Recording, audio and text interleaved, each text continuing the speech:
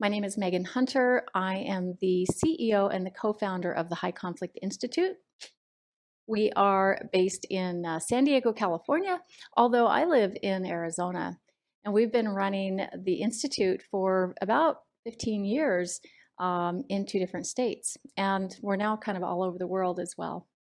Today, I'm going to talk about how to get people calm before we get them thinking, and also to get ourselves calm before we start engaging. So it's about adapting our communication so that we can influence what is happening in interactions with people that may be upset or people that we may be in opposition to us. So we really want to achieve some peace in our relationships and some healing in them, and that's what I will focus on. And here's Bill, and here's me in duplicate, my other twin.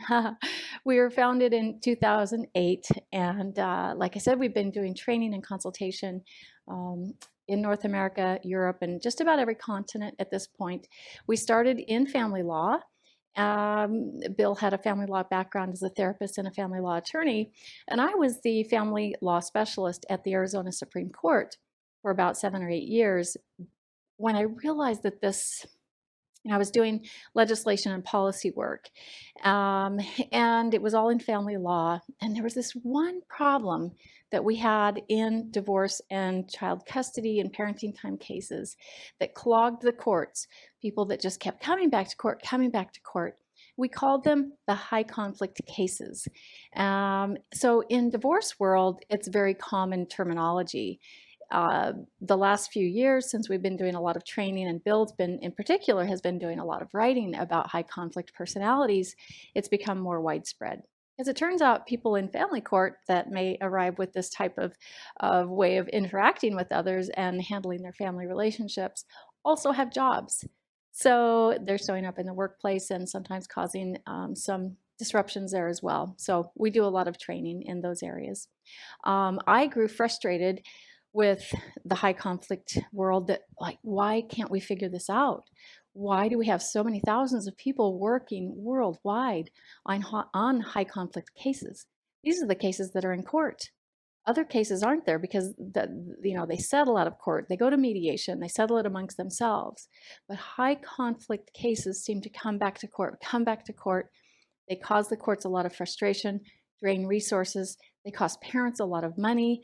And they cause everyone a lot of stress. And most importantly, and why we do the work we do, is because it's so damaging to the children. So we work on training the professionals who deal with families in crisis like this to learn new skills on how to manage the cases. And we also teach parents the skills to learn to manage their emotions and several of the things we'll talk about today. So all of that introduction out of the way now. So let's get into what is truly high conflict. What is the definition of high conflict? Is it a loud argument? Is it just somebody that argues a lot? Maybe, but let's look at conflict on a spectrum. So we see over here in this column, a lot of positive attributes, right? Like somebody who's able to compromise and be flexible and think through things in terms of options. Able to self-reflect, empathize, they take responsibility, they can handle feedback, they can even handle being criticized, accepting their place in society, and then 2 biggies here at the bottom, having moderate behaviors and managing their emotions. Now, if we step over here and look at the other column, it's pretty much an opposites, right? Flexible and able to compromise versus rigid and uncompromising. Able to self-reflect, unable. Empathize, can't empathize, or has difficulty with it. So you see here, right? Extreme behaviors, unmanaged emotions like frequent anger and upsets, defensiveness, really can't take criticism, and they feel like even a little bit of feedback feels like criticism to them. Maybe demanding special treatment. So this is what we're talking about with high conflict, the high conflict end of the spectrum. And there's people kind of in the middle that, aren't so far to this extreme, but they aren't quite all the way over here as well. So what we'll focus on today is this high conflict end of the spectrum. And there are four defining characteristics to the high conflict personality. There's this instant blame. So it's like the automatic, if you've heard of the automatic first thought, I call this the automatic blame thought. It's just the first thing that comes in when a certain feeling happens. And we'll talk a lot about that today. Unmanaged emotions, extreme behaviors, and all or nothing thinking. So we'll go a little bit deeper into each of these. High conflict involves someone who we like to think of, there's people who are kind of typical in conflict and then people who are not. So this is not your conflict typical person. And instead, they get satisfaction from conflict. They're kind of comfortable in conflict. They really think of it as normal and necessary. It's very natural for them. And while you may be thinking that it's a planned thing that they're in conflict, it's just feels very normal, natural, and necessary. They'll often approach situations and interactions as a victim. And if you think they have insight into their behavior, they really don't. They don't connect the dots back to their own behavior.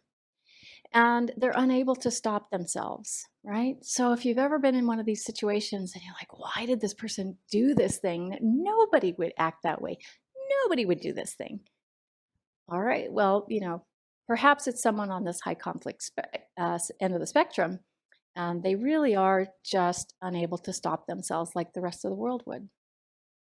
Now, I just want to kind of be very clear in the beginning here that we're not talking about a diagnosis. And I don't want you to come away from this seminar thinking that we're diagnosing anyone, we're labeling anyone. It's really getting your mind wrapped around that some people have a different way of handling interactions and conflict in relationships. And we need to understand why they operate that way and how we need to adapt so that we can better communicate and better interact with them.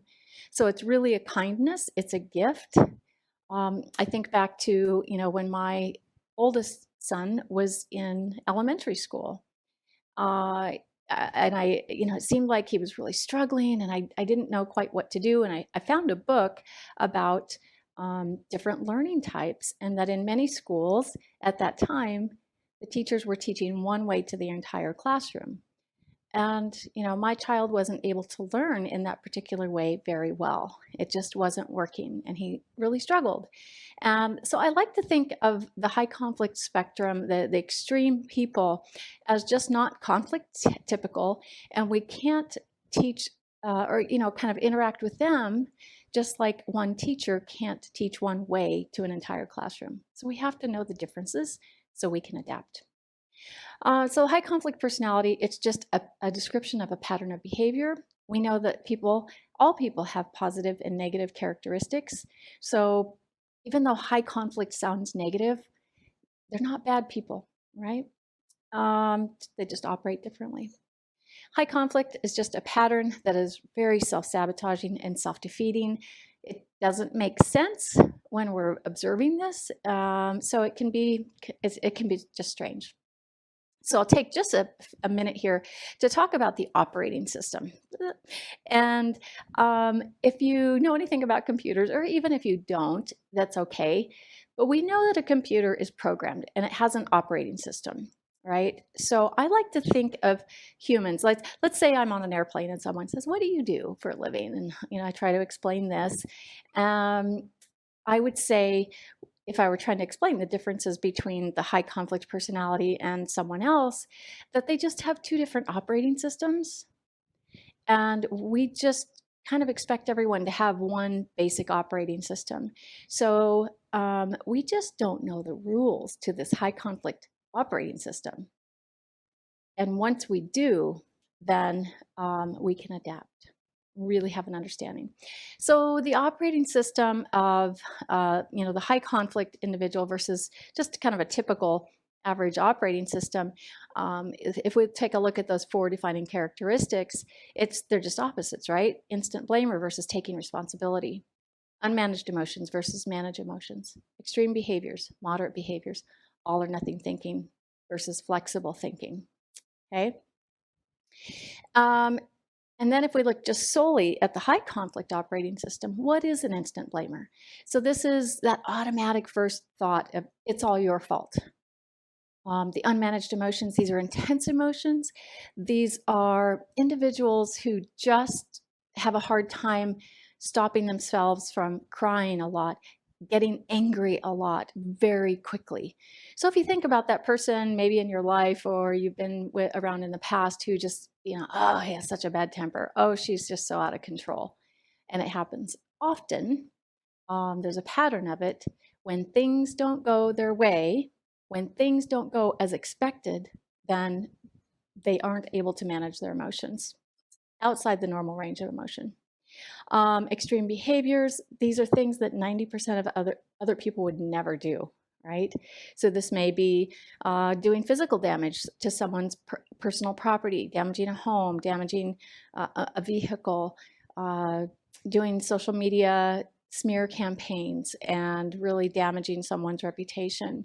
It can be lying, filing a lot of court pleadings, doing a lot of blaming. So just very extreme behaviors. And then all or nothing thinking. This is one that people often get confused about as we talk about these 4 defining characteristics. It will make a little bit more sense when we get into talking about the brain, but they think very much in terms of all good, all bad. So first you're on the all good list, but very quickly you can be moved to the bad list. And it's just very black and white that way, very all or nothing. You're my friend or you're my enemy, you're for me or you're against me, or you're a winner or a loser. That's the thinking very much in those terms. I'm done, I'm out of here. I won't take this anymore. But the key defining characteristic that can at least give you a clue that you may be dealing with a high conflict situation is blame. People with high conflict personalities, which you see here, HCPs, externalize on a person a target of blame, which can get them into a lot of litigation and intense conflicts. They really do feel that it's someone else from the outside causing them all of this internal distress. And so, of course, it's your fault. I didn't do anything to make me feel bad. So it's got to be you. It has to be your fault. So you're the cause of all my problems. Once you're out of my life, everything will be fine. You're not seeing my kid ever again. So there's a target of blame with also all or nothing, ever again. You're not seeing my kid, right? Okay. Therefore, these folks don't take responsibility for their own actions. A lot of us then will all absorb their distress and get stressed out ourselves and just feel really stuck because it's not normal and natural for us, for others to not have this flexible thinking and being able to manage their action, their emotions, and take responsibility. So then we do what our own default wants us to do, what we're used to doing, which is to feel responsible for kind of changing their behavior or convincing them that they should do things differently or why and how. It just doesn't go very well, and so you end up feeling helpless. But you may be one of those that's emotional, feels emotionally driven to engage with them. And again, it's just our default. It's how we operate. When someone says something, we think about it, we respond, or we react. So we may argue, we may try to explain. Like I'm a total explainer, and I will just explain until I finally kind of, think this isn't going anywhere. So it'll often then instead have the effect of escalating the issue. So a little disclaimer here, and Bill probably has this in his slides as well. We're not diagnosing you to train personalities.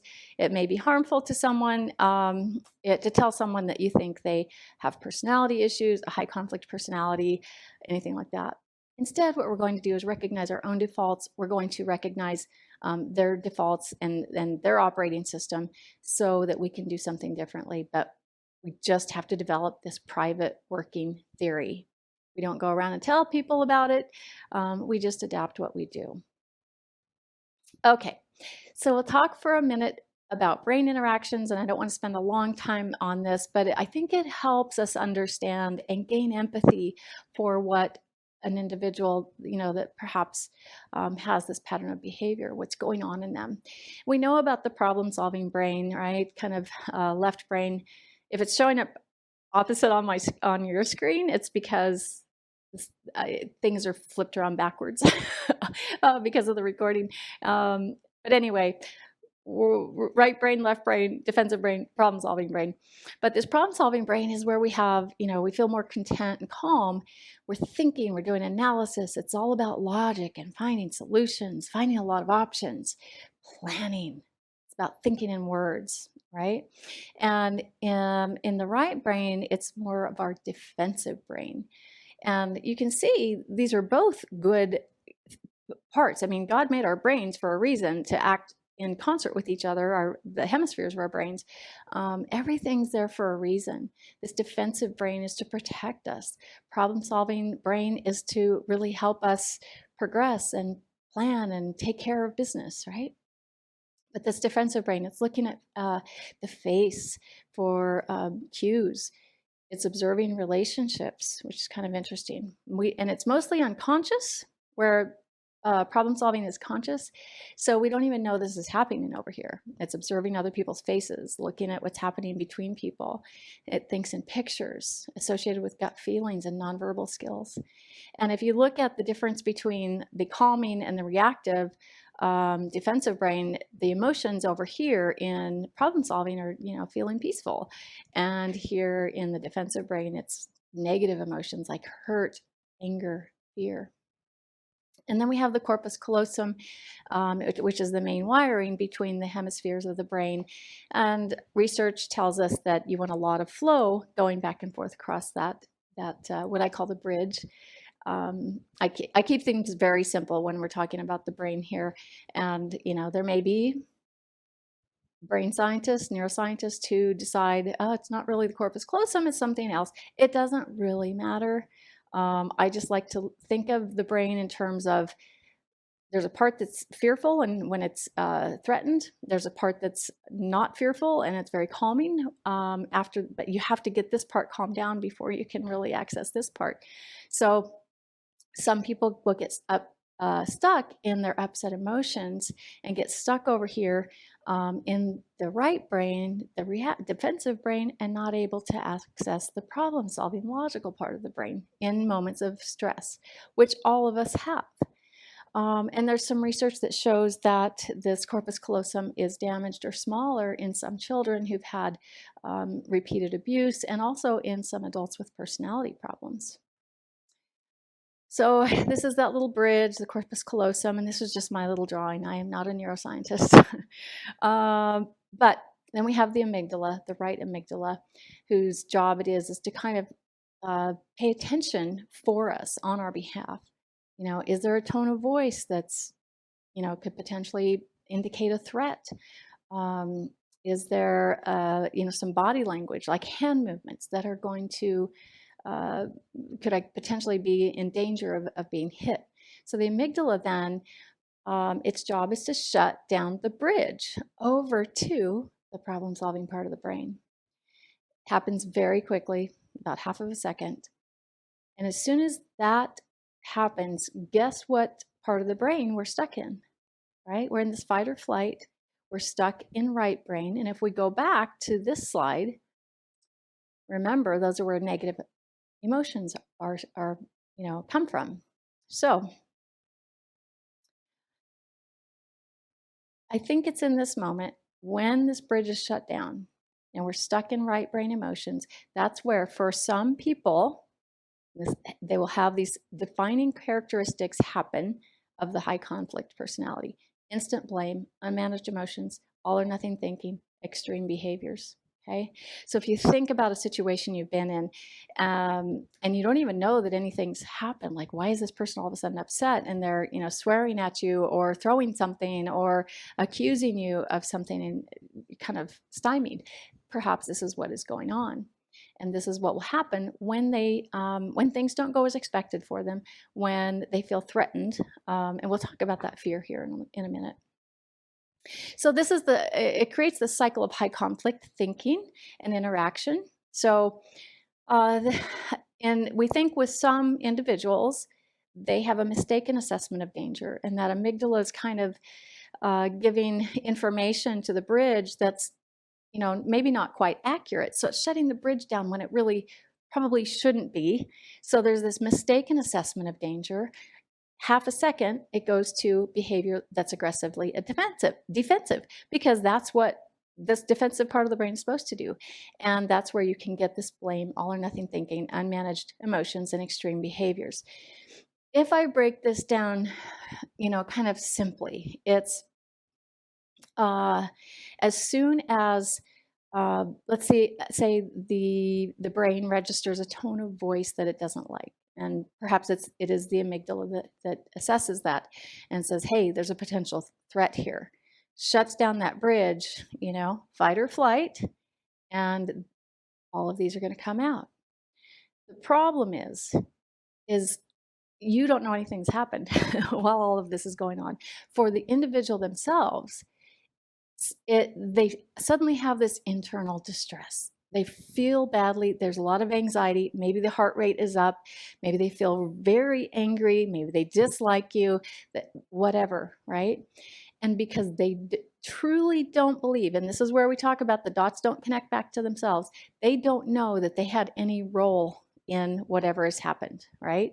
And they also don't recognize that you also don't have a role in it.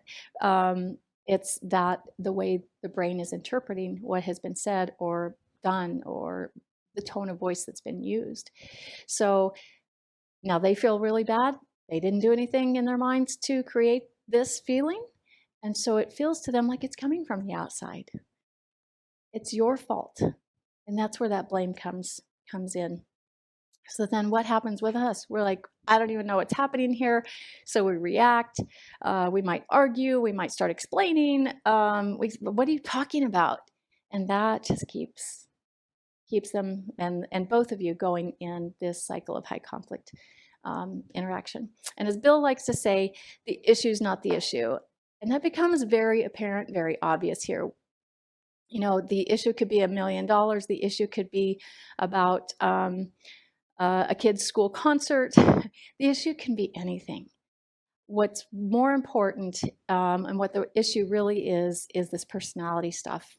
And we have to understand it. I guess you could call it the brain stuff.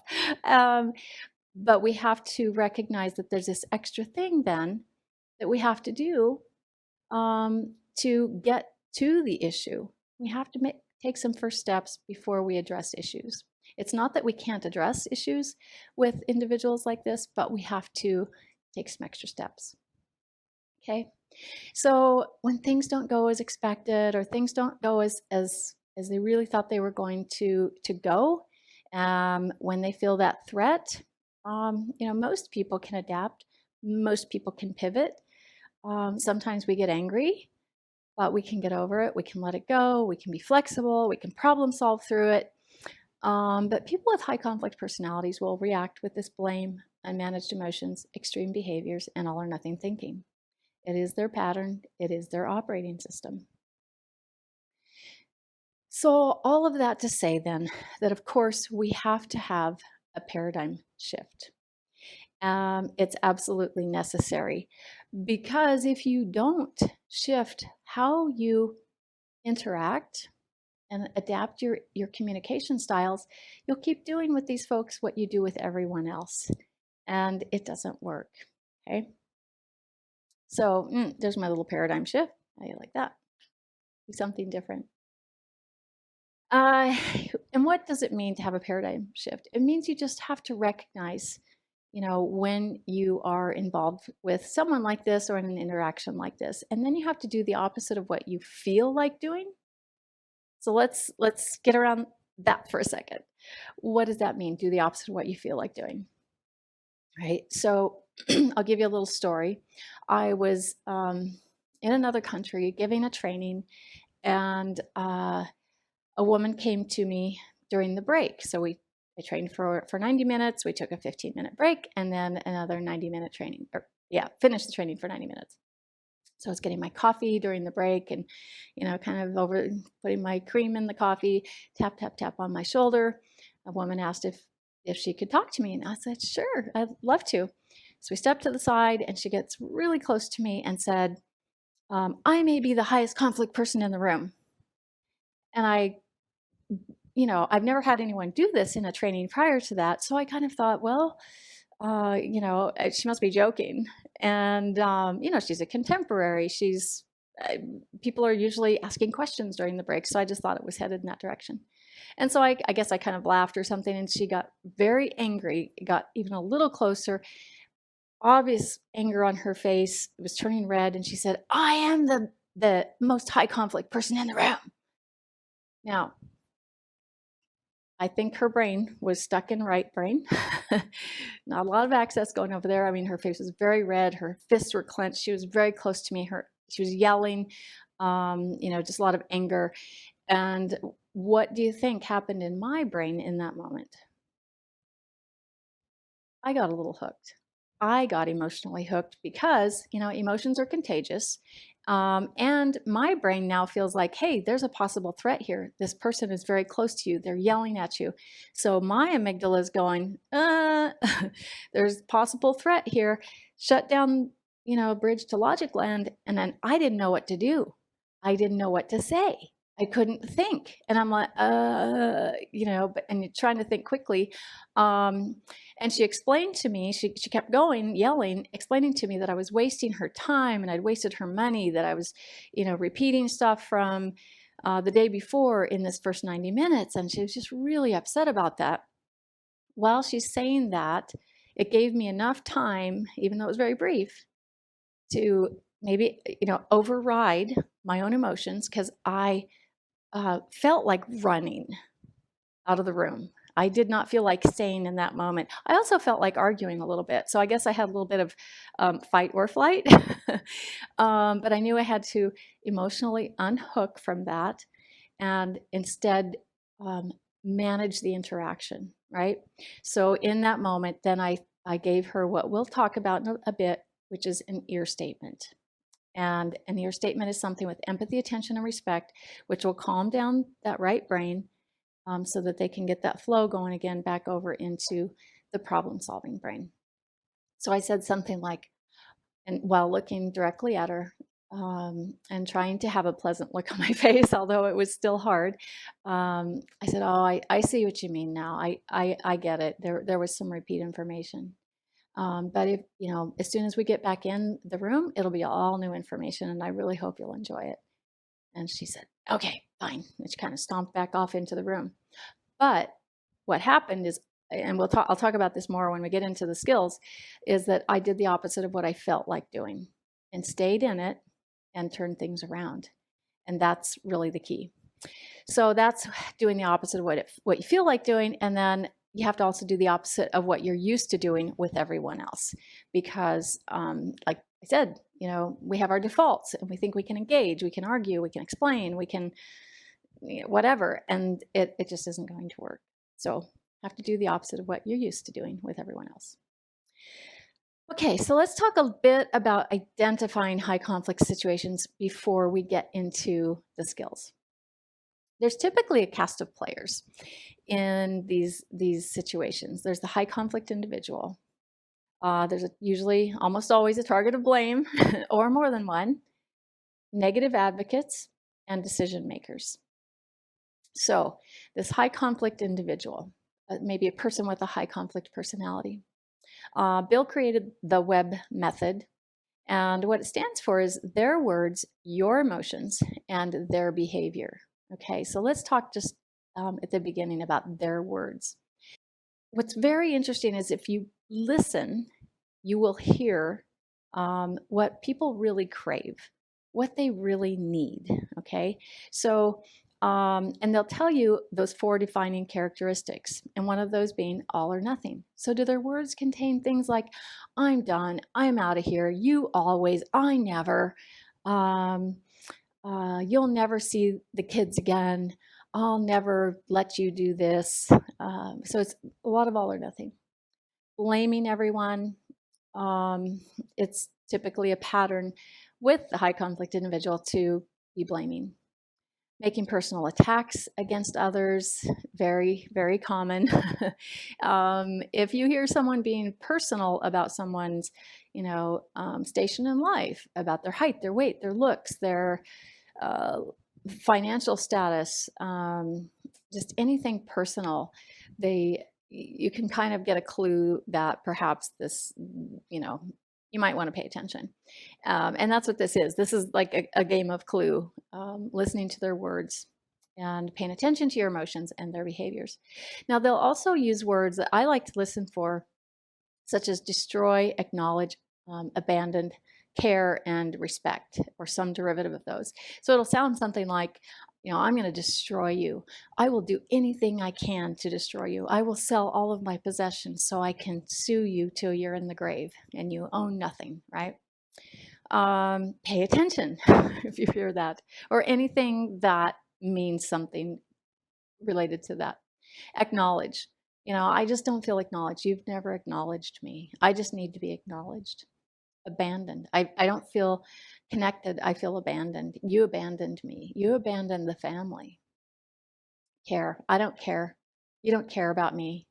No one cares about me. I wish you cared. You just don't care. I demand to be respected. You disrespected me. Okay. Now, many people who aren't high conflict will also say things like this, but probably not in this context, and they might apologize later. But these are the things that high conflict individuals really crave, and so they'll tell you. So just pay attention for those things. And then your emotions, pay attention to them. If you have a strong emotion that's outside your norm, like you feel danger or anger, you feel like you really have an extreme like or dislike for a person, or feel confused or attacked, you need to pay attention to those. We have that within our system to alert us to danger. So pay attention to your own emotion. I was involved in a situation in a church group where it eventually turns out, it took me a few months to figure this out, years and years ago, that our group was being conned by someone who said they had cancer when they actually didn't. And so they were, getting a lot of money from us and a lot of other favors. And it turns out this individual was going to many different large churches in a big city and repeating the same thing over and over. But this person would try to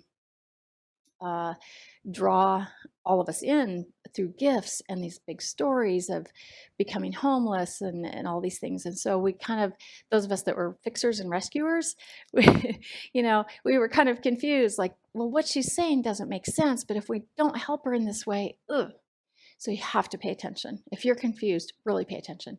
If you like someone, early on, very quickly, pay attention.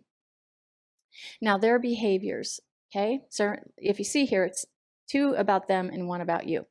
So their behavior, if they do things that 90% of other people would never do, here's your clue. And then do they give a lot of excuses for that behavior? That's also a clue. That's pretty normal. Kids give excuses when they get in trouble for something, but adults should take some responsibility.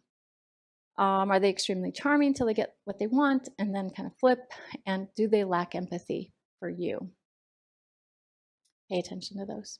The target of blame, this is the person that's the person with a high conflict personality will focus on and really go after, and it's your fault. They may be blaming several different people, but that's their MO. But this target of blame often doesn't know how to handle this, and they don't understand why they're being targeted. So they'll try to explain and help the person understand, and it doesn't always go well. So when this individual is blaming, it can really get them into some litigation. They want to go to authority and seek agreement about it's all your fault. That may shift, the target of blame may shift from one person to another, one group to another, one government organization to another, company to another. And the problem is, I mean, there's a lot of problems, but one of them is they're so preoccupied with them that it really does prevent much constructive work from getting done. So if you, something that would be ordinary and easy to get done in other circumstances isn't so much, in this circumstance. Negative advocates. So this one can sometimes be a little bit confusing for people, but basically what we find with high conflict individuals is they like to get a group of people that they will tell their victim story to. High conflict individuals are often kind of have a victim in life mentality. So they want others to, they'll have others listen to their victim stories and really draw them in. And, many people in this world want to be helpful. And so they get drawn into this, and you'll see, a whole team of negative advocates that this person will bring to court to prove to the judge that this, they're wonderful. Look at this whole team of people. It's my pastor, it's my kid's school teacher, it's the neighbor, it's the person at the UPS store, it's, whoever they can get to come and say, yeah, this person's awesome, right? And so they want this person to become their negative advocates for their extreme thinking, emotions, and behaviors. A lot of times, negative advocates just want to help. They're misled, they're emotionally hooked, and then they'll advocate against the high conflict person's perceived enemies, right? Until often what you'll see is when they start, let's say they get to the courtroom and they start seeing evidence that is contrary to what they're being told, and then they start to get a clue. Some of them are also high conflict, and they will continue to fight with them, or they'll fight against them at some point sometimes. But a lot of people will start to get an idea that, oh, I think I was a little bit misled here and I need to back away a bit. And so they'll kind of fall away.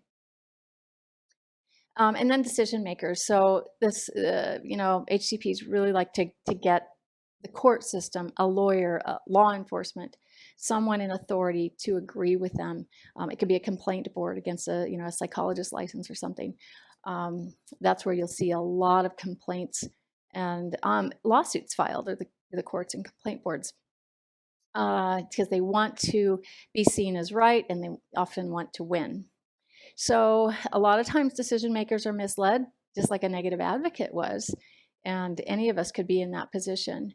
And a lot of times this person won't have evidence to back up their claims, although they will have very long, deep filings, many pages, like in long letters and long emails. There's a lot of volume in high conflict disputes without necessarily having a lot of depth or merit.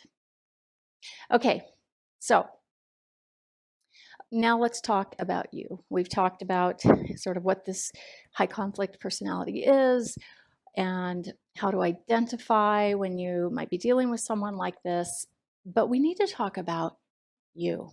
You are also important, and we need to understand our own conflict type so we know, what's going to work and what isn't. If you're anything like me and most humans in the world, we can get emotionally hooked, just like that example I was giving you with the lady at the training. I was emotionally hooked in that moment. My brain was doing what it was supposed to do, which is to try to protect myself, right? So I probably looked a little bit like this. So let's talk about your normal response to conflict. You already know if you're a conflict avoider or a fighter explainer. And like the example I talked about, I felt like a little like both, but I would say that I'm probably more of the aggressive fighter explainer is my norm, and I'm not a fighter, but I'm going to explain, right? And my default is to do that. Whereas my husband, he's a conflict avoider, and he can just let it go. He can, back away. We're both trying to get into the assertive column. But what happens with the passive person, the conflict avoider, is that it will embolden the aggression of the high conflict individual, right? Because they'll just take that as a sign of kind of weakness, and that they can really, their strong personality will be pervasive there. This aggressive individual, this will just escalate conflict, and it'll keep you going around that high conflict cycle of thinking. What we want to be is this assertive person who's objective, who's reasonable, who observes, seeks information, asks questions, right? And stays emotionally unhooked. What this will result in is diverting from the conflict and influencing the other person. Um, Essentially, the skills we're going to talk about will help the other person feel connected, which will in turn help them feel safe. And what do people do when they feel safe? They trust more. When we trust, things go a little bit better. So it's important to know. Now let's talk a minute about what I imagine many of you watching have been involved in these situations, and that's why you're here. So you know the toll it takes on you. You know the devastation. So we're going to take a minute here and just breathe. Take that deep breath, let it out. It's a good idea to breathe. And it's also a good idea to practice self-care. Honestly, I want to go back to the screen because it's just so peaceful. The being involved in a high conflict situation, and let's say you're involved in a situation that involves alienation. That's tough. These are the most challenging situations in life, really. They're, in the top probably 5 in the world of feeling the disconnection from children. And it can be hard to remember to take care of ourselves, but put it on your calendar, including managing your own anxiety. And the way we can do that is to, just remember these things, that it's not about you. I mean, if you know that you've done some things that are, you've had a role in the conflict, then take responsibility for those. But if you know you're dealing with an individual with a high conflict personality, just remind yourself, it's not about you. This is about their lack of skills. It's about what's going on in their brain. And once you have that really, really ingrained in you, I think it naturally elicits empathy from within yourself. And that in itself will bring your stress down, and that means self-care, okay? Remind yourself the issue is not the issue. So it's your communication that matters. Flipping, from what feels natural to you to doing something new. Remember, you're not responsible for their decisions. Just stick with the skills, stay calm, and do your job. Forget about changing their thinking. This is a big one. If you've caught yourself saying, why are you doing this? That's dumb. Those things don't go well. Or thinking that, if I just talk long enough, if I just explain a little bit more, they're going to get it. Or if I explain what a high conflict personality is, I'm sure they're going to understand that they have one. But you're not going to be able to do that. This is an operating system that has its rules, and you just have to know what the rules are and adapt what you do. Think of yourself as an observer. Writing down stressful incidents may release them from your mind. That's a little tip. Just journal a bit or make lists, things like that. Get lots of support and consultations from colleagues, other family members, and or a counselor.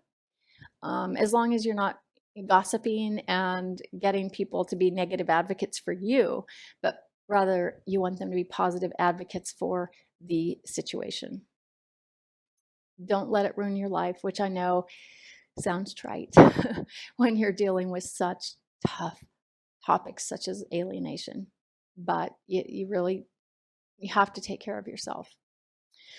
See yourself as a person on a team with them instead of an adversary against them. Okay, so the skills we'll talk about, that's basically what they are, is getting you to build a team against the problem, and you're going to influence the problem instead of just being adversarial, me against you. Now we get to kind of the nitty-gritty, what to do. We know that we have to do the opposite of what we feel like doing and what we know to do with everyone else, what we usually do. So now it's time to figure out what to do. But before we even get into that, let's look at what to avoid, because these, we have feedback from people that have attended our trainings for years and years, and they say this is one of the most important things they learned was what to avoid doing, what not to do. So first of all, try to avoid giving insight. It can be really tempting because we see, we can see the solution, we can see the answer, but they really don't. And so if you try to give them insight about, why don't you see this, or they're not going to get it. So instead, adapt your approach, meaning do the opposite. Avoid focusing on the past. High conflict individuals really live in the past and get stuck in old wounds, and they'll keep going back to that. And anytime they do, you need to help refocus them on the future. Avoid emotional confrontations and asking about emotions. They really often will because of those unmanaged emotions that we've talked about, have a really hard time managing those kind of conversations. And I'll hear people often say, I think we'll just sit down and hash this out. It's not going to work in these situations. So avoid that. And instead, you're just going to stay matter of fact and focus on the strategies we'll be talking about next. And avoid telling them they have a high conflict personality. People actually do this.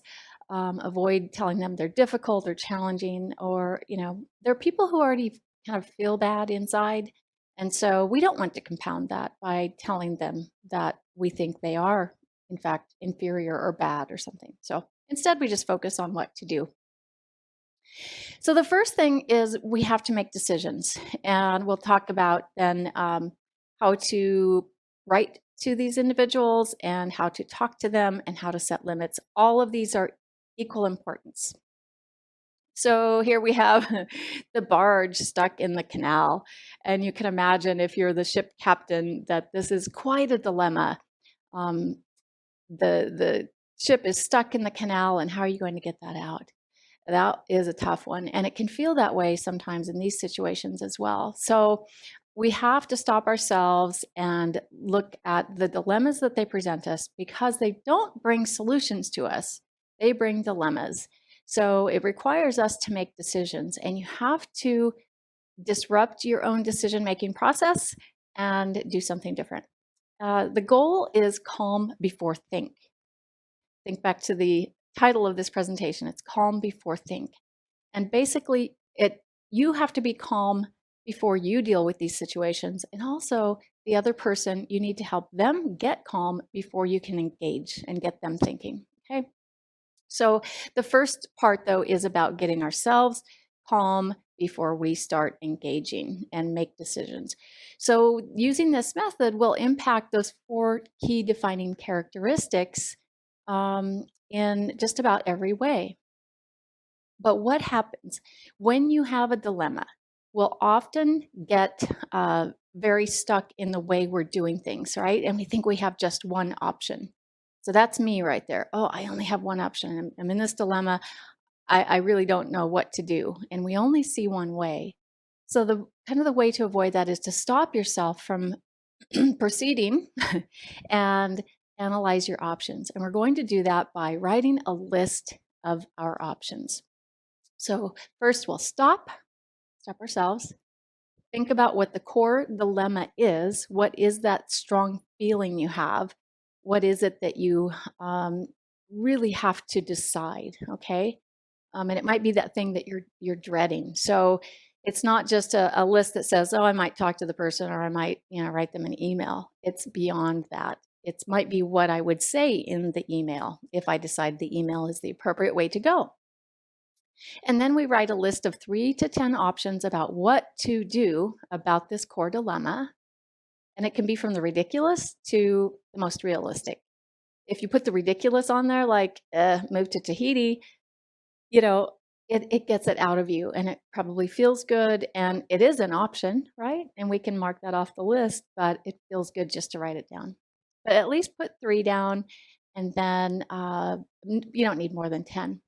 What this has the effect of doing, is opening up the doors and into your logical problem-solving brain, where all the flexible thinking is contained, right? It's going to help you not get focused on one solution and instead think of many. And then at the end, we're going to check that list for our own high conflict thinking. And what will happen at the end of this, after we analyze our list, check all these off that might be high conflict and aren't going to land well, you're left with the least risky and the least high conflict response, and it will be the best option for this dilemma. A lot of ideas sound good in the moment, feel good in the moment, but I've often been in situations where I'll make a decision and the next day I think about it. Oh, that was really wrong.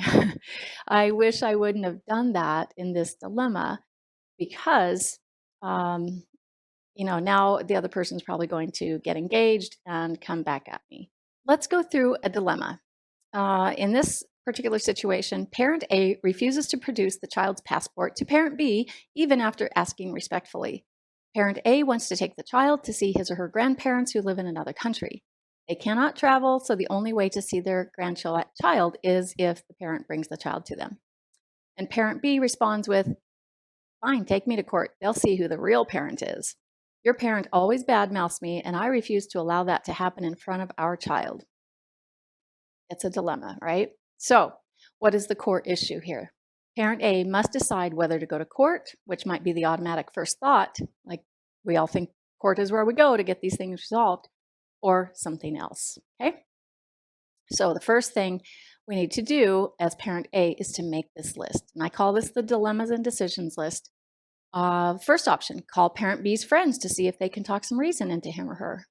Go to court immediately, talk to an attorney, ask parent B again through a letter, have the attorney write a demand letter to parent B, or surprise parent B at his or her house and ask for the passport in front of the kids or the child. And maybe this will the pressure in front of the child will work, and the child can join me in convincing parent B, right?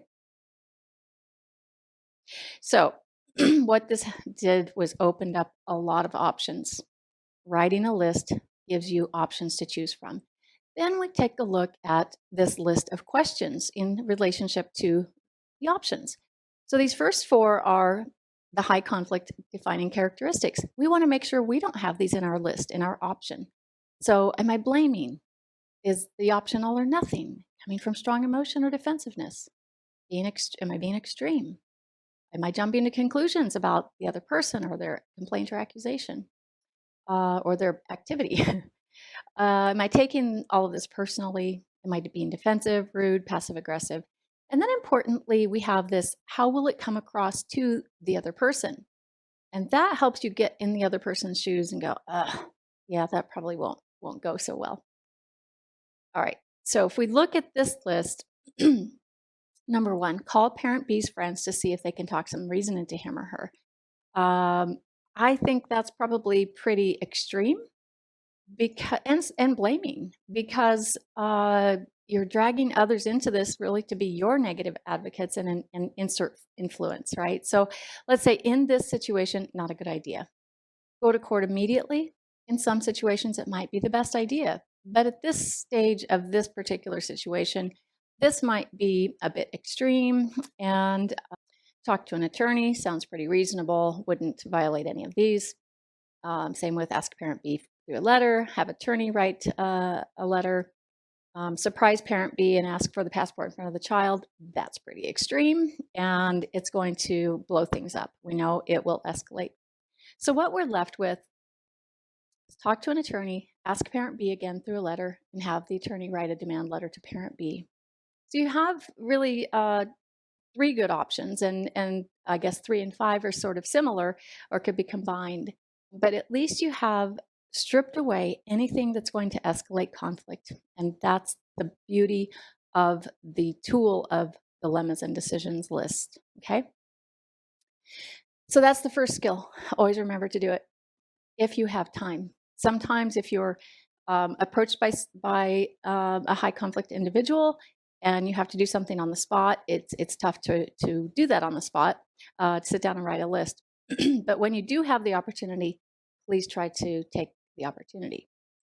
The next strategy on the what to do is how to write, how to respond in writing. And I imagine you have been in this situation where you got that text message or that email and it makes you look like this, right? So we get that zinger in our gut and we want, just want to write back and say, how dare you? But again, the goal is calm before think. We need to get the person calm um, when we respond to these hostile messages. Um, a lot of times, the hostile message contains a personal attack, a blame, some type of accusation. Sometimes they're very overt and loud, all caps, exclamation marks, and other times they're more covert, I guess you'd say, or nuanced, and um, but you still feel that zinger. So what Bill created was the BIFF response method. And BIFF will impact, again, those 4 defining characteristics. This is the strategy. So if you've received that email, what are you going to do? Write a BIFF response. It's very simple. Decide if you need to respond. Sometimes you don't need to respond. And how you can kind of tell is if they've asked a question or not, or if there's any substance to it or not. And if we think back to that defensive brain, that angst has been growing and building and not really thinking through things logically and rationally, and instead are stuck in those right brain negative emotions. Lack of impulse control comes in, and they've got the phone and they just fire off a text, hit send, or the email, hit send. And as soon as they do, now they feel better and you get it and you feel worse. So oftentimes after they feel better, then they don't need a response back. That was what it was. So don't waste a lot of time perseverating about these things. They'll let you know if they really wanted a response, and then you can decide from there again. But if you do need to respond, we're going to write the email, biff it, check it for the 3 A's, biff it again, and send it.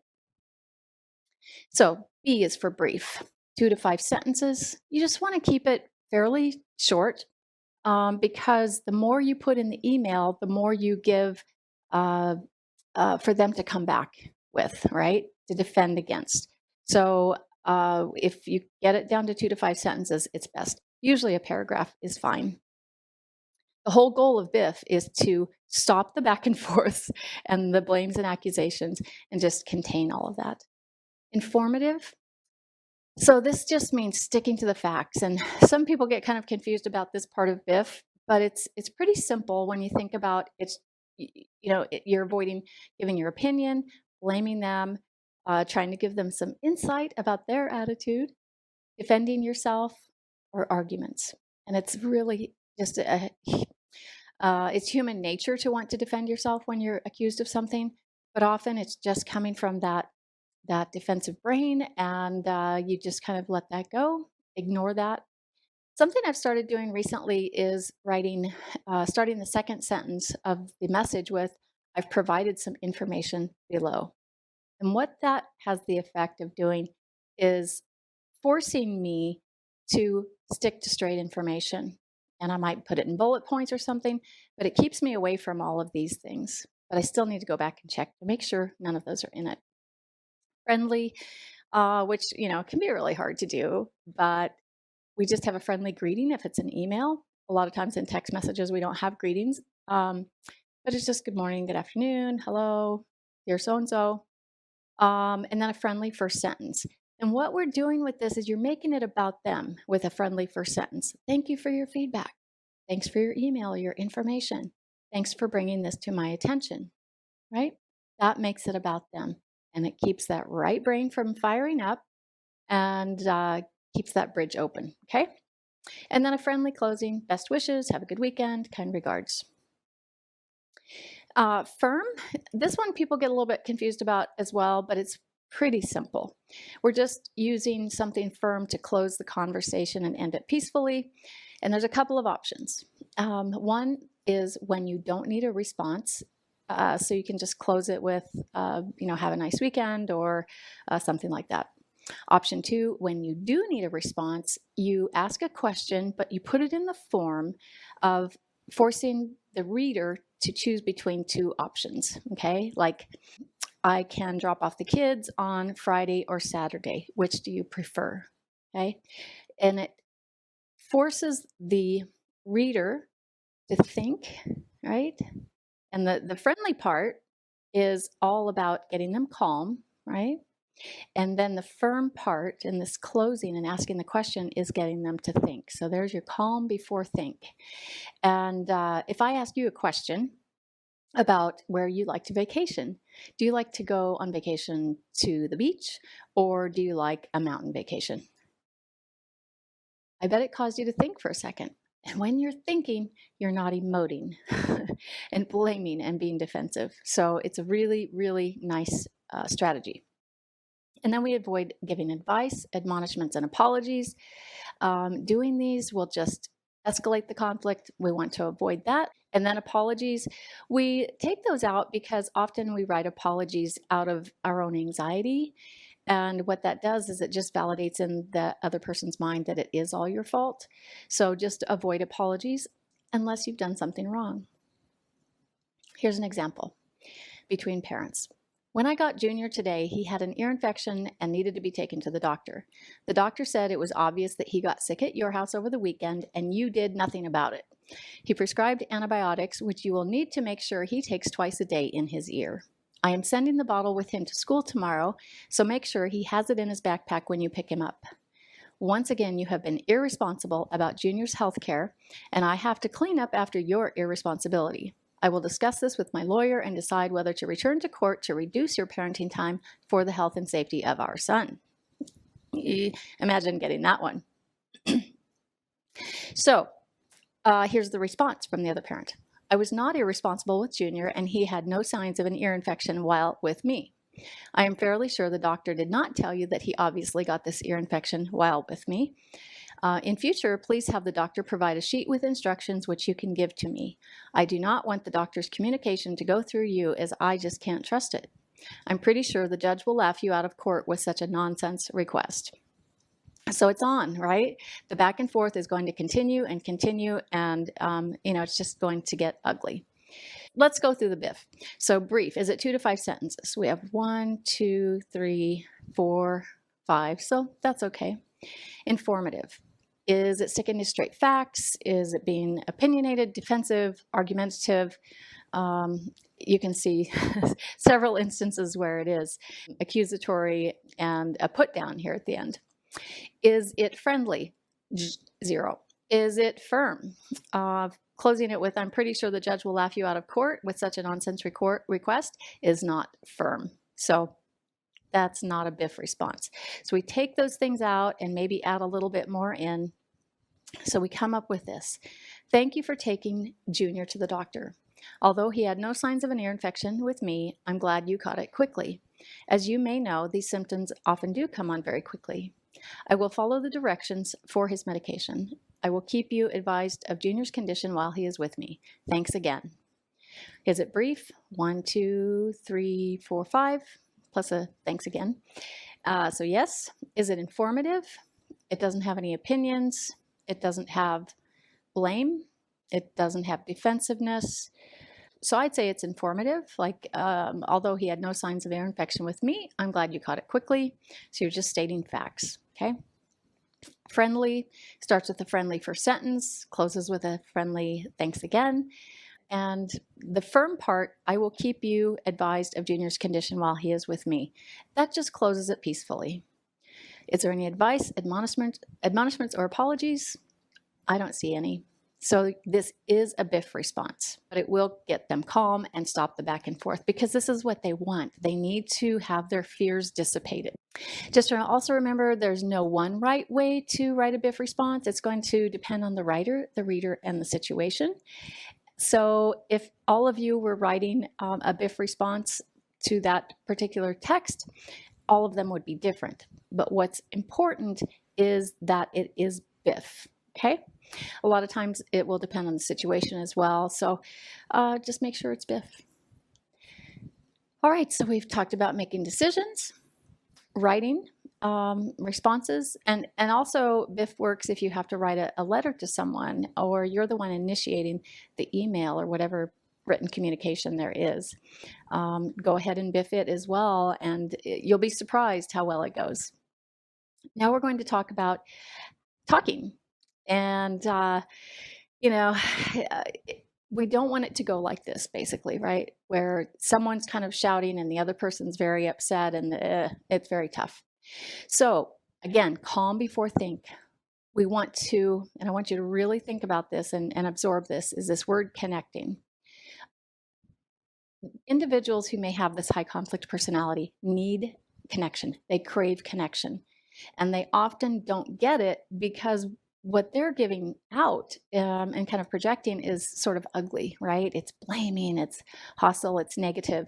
So it doesn't, elicit real positive responses from most people. So they're used to people not connecting with them. And so you are that person that's going to connect with them. And you're going to do this through a few methods. And one of them is through using an ear statement.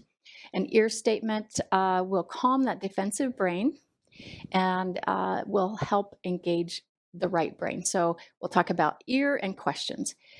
Again, it will impact all 4 of the defining characteristics, but particularly unmanaged emotions. So ear works really well when people are upset, when their, voice is escalated, when they're angry, the score. So calm before think has 2 parts. This ear statement has 2 parts. You get them calm by using an ear statement before you get them thinking by asking a question. So an ear statement is something that shows empathy, attention, and respect. Like I said, they crave connection, and an ear statement is a connector. And here's an example. This is a long one. I can appreciate your frustration. This is a very impactful thing in your life. Don't worry, I will pay full attention to your concerns about this issue. I have a lot of respect for your commitment to solving this problem, and I look forward to solving it too. So you've given empathy throughout, which means you're making it about them. You're showing attention, saying, I'm going to give you attention. I have a lot of respect for your commitment to solving this problem too. So for someone who fears feeling disrespected, this is going to help the defensive brain calm down. So when they feel their fears, they feel a little triggered if they feel inferior, abandoned, ignored, dominated, or betrayed. You just give a little ear response. Now, they're not going to tell you these things, but you're going to notice it, remember, through the words they're using, through your own emotions, and through their behaviors. So you just give a little ear statement. I want to help you. I respect your efforts here. I will pay attention. I'm listening. Just rules we all have to follow. I understand this can be frustrating. I'll work with you on this. I know it can be confusing. And tell me more is one that works really well. But all of them work well because the goal is to connect with that defensive brain and just calm it down. It's also important to pay attention to your tone of voice. Just keep it calm. Don't escalate. And pay attention to your facial expression, your body language, because those parts of the brain are paying attention to tone of voice, paying attention to facial expression and body language. What are your hands doing? Or is it something I need to protect myself from? And you're not thinking these things. This is all going on behind the scenes, right? So you pay attention to these. When you hear, I'm being treated differently, you're a jerk, you're an idiot, I don't care what you say. You can just use a simple ear statement. And a lot of them are 2 or 3 words like, oh, I get it. Oh, I see. Oh, okay. Right? Let's see if we can figure this out. Avoid interrupting or making it too long. They really don't like being interrupted. Again, tone of voice, just avoid being condescending or sarcastic, and avoid rolling your eyes, smacking your forehead, anything like that. So just make sure you're paying attention, have your body turn toward the person, just like you would if you're, talking to a child and you want them to know that they have your full attention. You need to do the same with this. A few cautions. Avoid believing or agreeing with the content. An ear statement is not about that. An ear statement is just to calm that defensiveness. Avoid volunteering to fix it for them. If you're a fixer, you might, out of your own anxiety and your fixer personality, try to do that, but you want to avoid doing that because that will get them out of thinking. Pay full attention without interrupting. Don't get into premature problem solving. So it's ear first before you get into anything else and engaging. Keep boundaries in an arm's length relationship. And You'll need to set limits. And I put this here, not that it's a part of ear and connection, but what I've found over the years is people who come to our trainings really, connect with the ear strategy, and they forget about the equally important setting limits. So we're going to talk about that next. So here's a few examples how to use the calm before think strategy. So we're going to connect with the ear and then get them to focus on a choice through the question. So I get it. Your schedule definitely sounds challenging, and I know it's important that you get to spend lots of time with Abigail. I can adjust my schedule a little. Would it help if you could pick her up at 4 or wait until tomorrow morning? Right? So there's focusing on a choice. So you've got the person calm with this, and you get them thinking with this. So we've engaged the whole brain. The next one is ear plus a proposal. So I get it. That does sound challenging. Do you have any proposals that you'd like me to consider? You want the other individual to come up with proposals because proposals replace blaming and complaining, and it really forces them to think. Again, whole brain. That's what this is about. Then ear plus analyzing options. I get it. That does sound challenging. What do you think about going through some options? So would we write some down together? Okay, whole brain. Calm, then think. Whole brain. Now, I also wanted to say that sometimes you just need an ear statement. You don't need to ask a question. If someone's upset, you can say, that sounds hard. I get it. That sounds tough. That's it. That's all that's needed. Okay, so the next step is setting limits. Remember, I said this is equally important to everything else. And I love this little cartoon. To be frank, officer, my parents never set boundaries. Really? All right, so these folks have a hard time stopping themselves, as you know by now. So it requires those around them to set limits. However, even though these are the folks who need the most limits set for them, they're the ones who get the least limits set for them because we're all walking on eggshells and we're afraid to do this. So we have to set limits. It's very important, and often the most important step in handling high conflict situations. It will impact, again, all 4 of these defining characteristics. So remember, they can't stop themselves because they're in internal distress.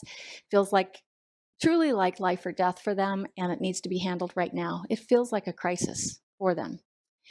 They have little self-control and impulse control in these times, and when things don't go their way or as expected, their automatic first thought is to blame, and do something, some extreme behavior often, right? And they don't often connect realistic consequences to their actions. So it's a real gift you give people. And it's hard to get your head wrapped around this, but try your best. First of all, what to avoid? Avoid making it personal. Many things will feel personal to them, so don't focus on negative feedback and past behaviors, threats, criticism, or challenges. That all just makes that defensive brain get more defensive. So it's kind of a 2-part thing, setting limits, is you establish rules, policies, procedures, or you already know what they are. They're already out there like a state law or something. But the goal with setting limits is to focus on external reasons instead of focusing on negative feedback. So the laws require us to do da. Our parenting agreement states this, according to state statute. So instead of making it feel personal to them, you're getting them to focus on something that's solid in black and white. Very important. And then we need to educate about natural consequences because, like I said, they don't connect realistic consequences to their actions. And so you don't want to buffer them from natural consequences, and you just don't want to get in their way of those. And we often will do that, but that's how they're really going to learn best. So their life experiences have been very different, as you know by now, but they really can be helped and educated by a caring person. And caring just means using these strategies, figuring out what you're going to do, using BIFF responses, using ear statements and questions, right? Setting limits for them. That makes you a caring person, and it de-escalates conflict. So that's it in a nutshell. And I've listed a few books here if you want to read a little bit more about these strategies. BIFF for co-parent communication, Calming Upset People with Ear. Those are both written by Bill Eddy. with some co-authors on this one. And then Caught in the Middle, A Letter to My Divorcing Parents by Benjamin Garber is really a good book for parents and even grandparents. All these can be obtained on the highconflictinstitute.com website or Amazon or anywhere they're sold. Thank you for having me in your world today. I hope you learned some tidbits that will be very helpful to you. And I wish you all the best in your relationships and in managing high conflict situations. God bless.